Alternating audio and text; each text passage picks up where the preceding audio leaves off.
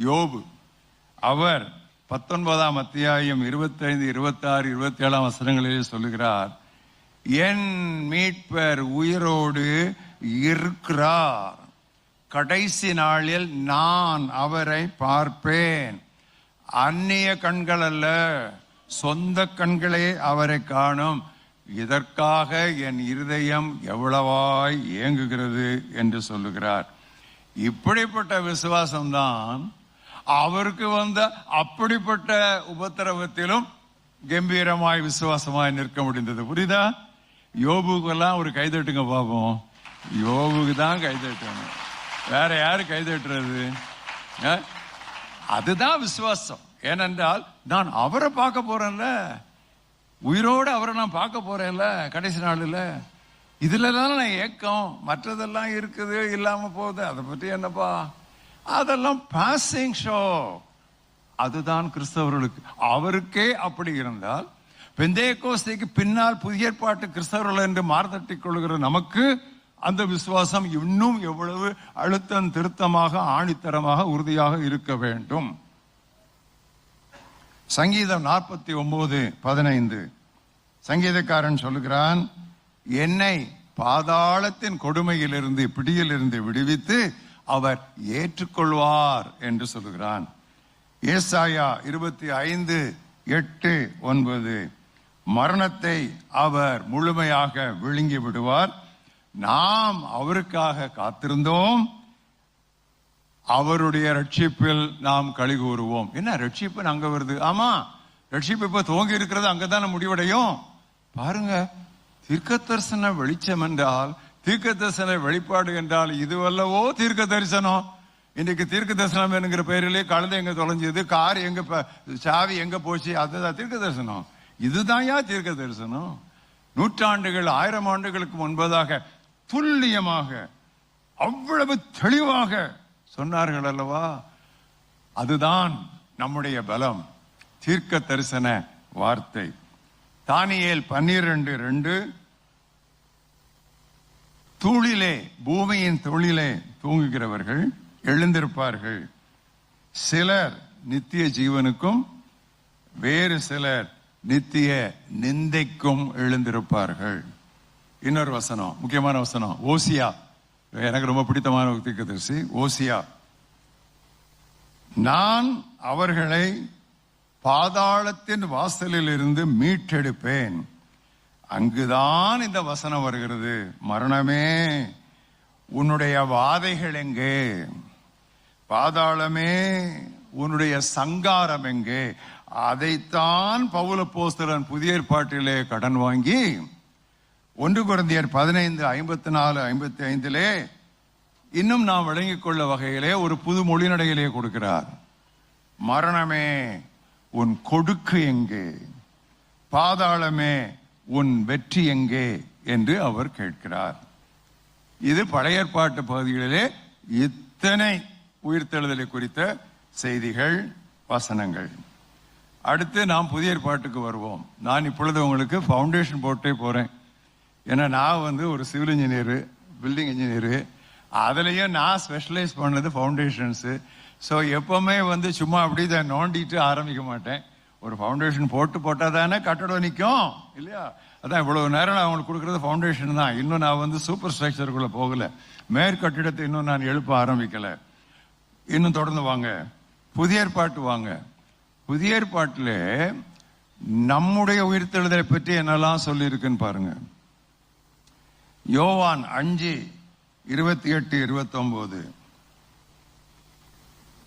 பிரேத குழியில் இருக்கிறவர்கள் எல்லாம் என்னுடைய சத்தத்தை கேட்பார்கள், நான் சொன்னதை குறித்து ஆச்சரியப்படாதிருங்கள், நானே உயிர்த்தெழுதலும் ஜீவனுமாயிருக்கிறேன் என்று அந்த இடத்துல தான் சொன்னார். யோவான் 6:39-40-44 என்னை விசுவாசிக்கிறவன் மரியாமலும் இருப்பான், மரித்தாலும் பிழைப்பான். கொஞ்சம் பேர் சாகாமலே ஆண்டவர் வந்தா ஓடிடுவோம் இல்லையா? அந்த குரூப்பையும் அங்க சொல்றாரு. அப்பா, நம்ம ஆண்டவருக்கு இருந்த ஞானம், அவருக்கு இருந்த தீர்க்க தரிசன வார்த்தையினுடைய தெளிவு ரொம்ப ஆச்சரியமா இருக்கு. நாசரேத்து தச்சனுக்கு இவ்வளவு ஞானமா? ஆம், அவர் ஞான சுரூபியாக இவ்வுலகத்தில் தோன்றினது மட்டுமல்ல, நமக்கே அவர் ஞானமானார். ஞானம் தந்தார் என்பது வேறு, அவரே ஞானம் ஆனார். ரட்சிப்பு தருகிறார் என்பது வேறு, அவரே ரட்சகரானார். சுகம் தருகிறார் என்பது வேறு, அவரே நமக்கு சுகமானார். அவரே நமக்கு சுகமளிக்கிறவர் ஆனார். அதே விதமாக நிருபங்களுக்கு வாருங்கள். வெறுமனே இல்லை, இன்னொரு வசனம் யோவான் 6:39, என்னை விசுவாசிக்கிறவனை நான் கடைசி நாளில் எழுப்புவேன், இதுவே என்னுடைய பிதாவின் சித்தமாய் இருக்கிறது. என்ன அழகா அவங்களுக்குள்ள அவங்க சிங்க்ரனைஸ் பண்றாங்க பாருங்க. இப்பொழுது நிருபங்களுக்கு வாருங்கள். ரோமர் 8:11 அவர் என்ன சொல்கிறார் என்றால், உங்களிலே வாசமாயிருக்கிற ஆவியானவர் சாவுக்கு ஏதுவான இறப்புக்கு ஆயத்தமான உங்கள் உடலை உயிர்ப்பிப்பார். அப்ப என்னன்னா, இப்போ நமக்குள் ஆவியானவர் இருக்கிறார். அதை நாம் இறுதியான மீட்கப்பட போடும் நாளுக்காக இப்பொழுது ஒரு முத்திரையாக பெற்றிருக்கிறோம். அது என்ன முத்திரையாக பெற்றிருக்கிறோம்? மீட்கப்படும் நாள். அது ஒரு கார்பெண்டர் லாங்குவேஜ். கார்பெண்டர் மரக்கடைக்கு போறான். அங்க போய் நிறைய பெரிய பெரிய மரங்கள் வெட்டி சாய்த்து வைக்கப்பட்டிருக்கின்றன. இப்படி பார்க்குறான், எதுல நல்ல கோடு இருக்கு, எதுல நல்ல வரை இருக்கு, எதுல நல்ல பிளவு இருக்கு, எல்லாம் பார்க்குறான். பார்த்துட்டு அங்க சாக் பீஸ் ஒன்று கொடுப்பாங்க. அவன் எடுத்து கடைக்காரர் சொல்றான், ஏப்பா இதுதான் எனக்கு வேணும்பா. சரி, மார்க் பண்ணிட்டு போங்க, ஏன்னா அடுத்தவன் வந்தா இது யாருக்குன்னு இருக்கப்பட்ட அப்படி மார்க் பண்ணுவான். அதான் சீல். ஆனா அன்னைக்கு வாங்கிட்டு போக மாட்டான். எப்படி அவன் தீட்டு போக முடியும்? அவன் பிறகு கப்பல்ல சொல்லி, கப்பல்காரன் என்னைக்கு அந்த கடற்கரைக்கு வரானோ சொல்லி, அன்னைக்கு அந்த கப்பல்காரனுக்கும் அந்த கடைக்காரனுக்கும் ஒரு சம்பந்தம் பண்ணி, அன்னைக்கு இந்த மாதிரி ஒருத்தர் ஒரு இது மரம் சொல்லிட்டு போனாரு. அது எந்த மரம்? இந்த அவர் சீல் பண்ணியிருக்காரு பாருங்க, அதை எடுத்துட்டு போன டே ஆஃப் ரிடம்ஷன், மீட்பின் நாள். அன்னைக்கு தான் அதை எடுத்துட்டு கொண்டு போக போறாங்க.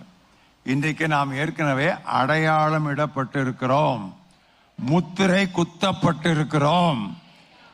மீட்கப்படும் நாளுக்கென்று இன்று குத்தப்பட்ட முத்திரையாகிய ஆவியானவர் உள்ளே வாசமாய் இருப்பதால் செத்துக்கிட்டே இருக்குல்ல நம்ம சரீரம். எனக்கு இப்போ வயசு 80. 8 வயசுல எப்படி இருந்தேன், 18 வயசுல நான் பிரசவம் பண்றதை பார்த்துருக்கணும். என்னன்னா இப்போ ரொம்ப துள்ள மாட்டேங்கிறீங்க. துள்ள முடியலையே. துள்ள முடிஞ்சா துள்ளுவேன், துள்ள முடியலையே. இது சாவுக்கு எதுவாக. லைஃப்னா என்ன?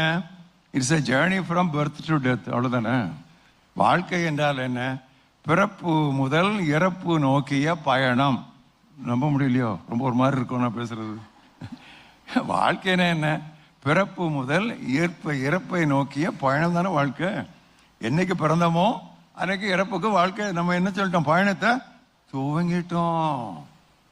நான் இப்ப சொல்ற ஒவ்வொரு காரியமும் உங்களை உண்மையான விசுவாசிகளாய் வைத்துக்கொள்ளும். விசுவாசிகள் பேர் வேற, விசுவாசமுள்ள விசுவாசிகளாய் வைத்துக்கொள்ள இந்த சத்தியங்கள் உங்களுக்கு பயனுள்ளதாக அவர் அமையும்.